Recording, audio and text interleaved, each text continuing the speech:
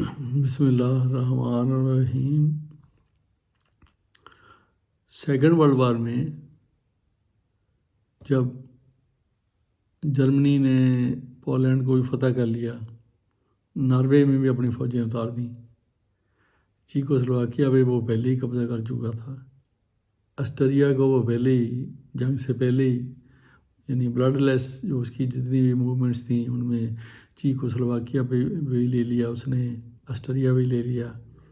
तो बाकायदा जो ब्लडी वार है वो पोलैंड से शुरू हुई और लेस दैन 1 मंथ वो उसने पोलैंड को भी बिल्कुल उसको कब्ज़ा कर लिया।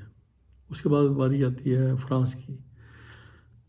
फ्रांस का हम पहले डिस्कस कर चुके हैं कि किस तरह से उन्होंने एक ज़बरदस्त जर्मन ने प्लान बनाया। वो जो हिली और फॉरेस्ट एरिया था जिसके बारे में फ्रांस ये समझते थे और अलाइड फोर्सेस के जो एक्सपर्ट थे, हाई कमांड, वो ये समझती थी कि यहाँ से जो आर्मर है, पेंजर हैं और जो टैंक्स हैं वो नहीं गुजर सकते। इम्पैसेबल लैंड, इम्पैसेबल उसको बॉर्डर कह दिया था और उन्होंने अपनी जो तैयारी थी दूसरी साइड बेल्जियम साइड पे ले गए थे। लेकिन जर्मनों ने ख़ास तौर पे field marshal von Manstein, classical strategic brain था उसका, सेकंड वर्ल्ड वार में उसके पाए का। अलाइड फोर्सेस में कोई जनरल नहीं था, अगर होगा तो जर्मन में ही होगा, लाइक रोमेल और गुडेरियन भी ज़बरदस्त किस्म के जनरल थे। तो वो उन्होंने जर्मन एडवांस वहीं से गुजरा और उन्होंने जो अलाइड फोर्सेस थी उनके बैक पे पहुंच गया और उनको उनकी कम्युनिकेशन कट कर दी और almost with in a month France भी ओवररन हो गया और उसको फ़र्क हो गया। अब ये हम पहले डिस्कस कर चुके हैं कि किस तरह से हिटलर ने जैसे बहुत सी गलतियां की हैं इस जंग में, उसने प्लान अपनी डिसीजन मेकिंग में ख़ास तौर पे, तो उसने यहाँ पहली बहुत बड़ी गलती की थी, ब्लंडर किया कि डंकर्क में जब ये बरतानवी फ़ौजें और भाग रही थी तो उसने अपने पेंजर को स्टॉप कर दिया। तो ये उसकी बहुत बड़ी गलती थी जंगी लिहाज से। 2 दिन के लिए तो उस दिन उन्होंने अपना निकला कर लिया। खैर, अब ले दे के पूरे यूरोप में एक ब्रिटेन बचा था। अब उसको भी उसकी रात की नींद और दिन का चैन वो भी गायब था कि अब पता नहीं किस टाइम जर्मन लैंड कर जाएं, या वो शिप्स और जो सबमरीन्स हैं उनके ज़रिए भी वहाँ लैंडिंग हो जाए और फ्रॉम एयर भी हो जाए। तो अगर विद इन ए मंथ वो लैंड कर जाते जर्मन तो ब्रिटेन के बचने का कोई चांस नहीं था। अब वो 1 महीना यही दुआ करते रहे कि या अल्लाह किसी तरह जर्मन रशिया से बढ़ जाए, रशिया और जर्मनी की जंग हो जाए तो फिर हमारी जान छूटती है। और फिर उनकी दुआ कबूल हुई या वैसे कोई और फैक्टर बने। तो अल्टीमेटली 22 जून 1941 को जर्मन ने रशिया पे अटैक कर दिया, रशिया पे, और बहुत बड़ा महाज खोल लिया। और एनालिस्ट जितने भी एनालिस्ट हैं वो हिटलर की ये सबसे बड़ी गलती तस्लीम करते हैं या ब्लंडर है कि रशिया के साथ उसने जो ये जंग छेड़ी। रशिया इतना वास्ट कंट्री है, इतने उसके इन डेप्थ है उसमें कि कई मुल्क उसमें वैसे ही गुम हो जाते हैं। उससे पहले बहुत बड़ा आलमी यानी जंगी तरीका सबसे बड़ा डिज़ास्टर नेपोलियन के साथ हो चुका था, सबसे बड़ा डिज़ास्टर। जर्मनी का भी डिज़ास्टर है लेकिन उससे नेपोलियन का उससे कहीं बढ़ के उससे पहले हो चुका था।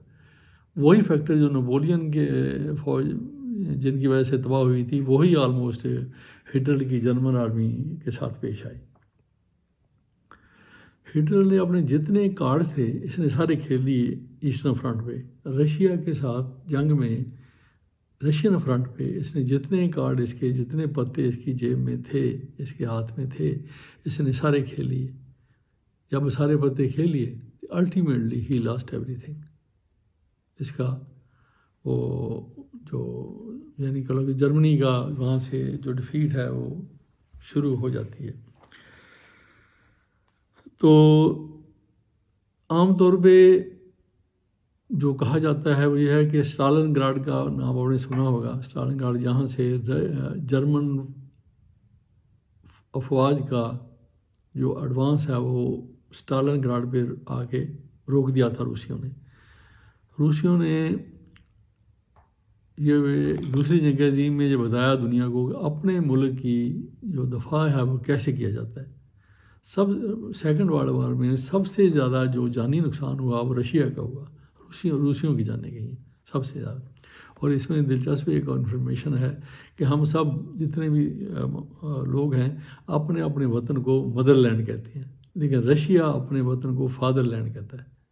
अपने फादरलैंड की डिफेंस में दफा में रशियन ने जितनी जानें दी और जिस तरह से बेदर्दी से दी हैं और हौसले से दी हैं, इसकी मिसाल तारीख़ में नहीं मिलती।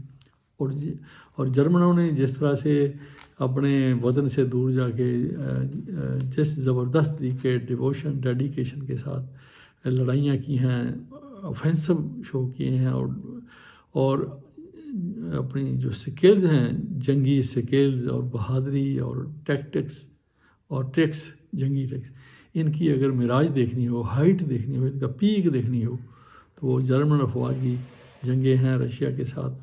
ख़ास तौर पे यानी मॉडल फील्ड मार्क मॉडल भी और होथ, और उसके बाद टॉप पे जो हैं वो वान मिन्स्टाइन रशियन फ्रंट पे। इससे कमाल की जो लीडरशिप और जनरलशिप है वो काबिल सलूट।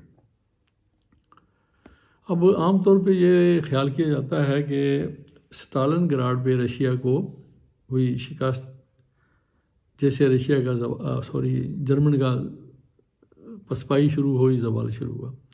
स्टालिनग्राड पे रशिया का जर्मन का एडवांस रोका गया था। जर्मन स्टालिनग्राड से आगे नहीं जा सके। अगरचे एक मौका आया था कि जब गुडेरियन ने विदाउट इन्फेंट्री सिर्फ टैंक्स के साथ मॉस्को की तरफ पेशकदमी की इजाज़त मांगी थी, लेकिन हमेशा की तरह हिटलर ने, जैसे कि उसका एक इनएबिलिटी थी उसमें कि right decision at right time उससे नहीं हो पाता था, तो वो उसमें फिर आके उन्होंने ये इसको फोर्स ही नहीं कर सके और वो उसको इजाज़त नहीं मिली। अदरवाइज़ ये जर्मन टैंक्स हैं गुडेरियन की लीडरशिप में ये मॉस्को पहुंच जाते, लेकिन फिर मौसम चेंज हो गया और फिर जनरल मड, गारा मट्टी, सर्दी, बर्फ़, बिलो फ्रीजिंग पॉइंट, फिर वही फैक्टर जो थे वो जर्मनी को ले बैठे। ये स्टालिनग्राड में रुक गया। उसके बाद जो जहाँ से इनकी एक सीरीज डिफीट की शुरू हुई है जर्मन की विद रशिया, वो है ये बैटल ऑफ कर्स्क,